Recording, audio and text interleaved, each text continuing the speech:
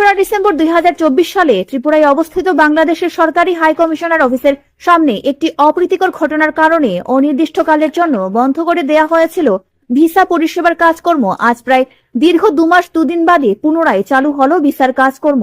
কি জানালেন ভিসা নেয়ার জন্য আসা লোকজনেরা, জানুন বিস্তারিত।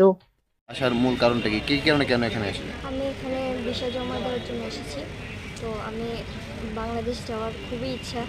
তো আমার ওখানে মামা একটারা থাকে, তো ওখানে যাবো আর কি।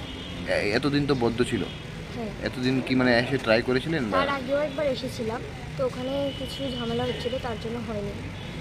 আচ্ছা, তো আপনি আজকে আবার এসেছি। ভিসাটা কি ভিসা, কি টুরিস্ট ভিসা বা মেডিকেল ভিসা, কি বিষয়ের জন্য আপনি অ্যাপ্লাই করেছিলেন? অ্যাকচুয়ালি ওখানে আমার রিলেটিভ থাকে, অনেকেই থাকে, তো তাদের সাথে মিট করার জন্য যাচ্ছি।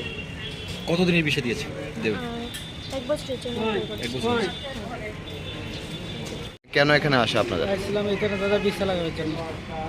অনেকদিন বন্ধ আছিল তো, সেজন্য আমরা আজকে কালকে নিয়ে যখন চালু করছে আজকে, সেই জন্য আমরা আইছি। এখন চালু দেখছি, আমরা খুশি হয়েছি। ভিসা চালু হওয়ার কারণে আমরা খুশি। কথা কইছেন ভিতরে জমা দিছেন? হ্যাঁ, জমা দিচ্ছি। কবে দিব কি কিচ্ছু কইছে? 8 তারিখে এখন দেওয়াটা একদম শর্টকাট করে দিয়েছে, 3 দিনের মধ্যে দিয়ে দেয়। কোথায় যাবেন? আমি এখন যাবো হচ্ছে বাংলাদেশ। বাংলাদেশ কোন জায়গায়? যাবো হচ্ছে পশ্চিম, ফেনী পশ্চিম।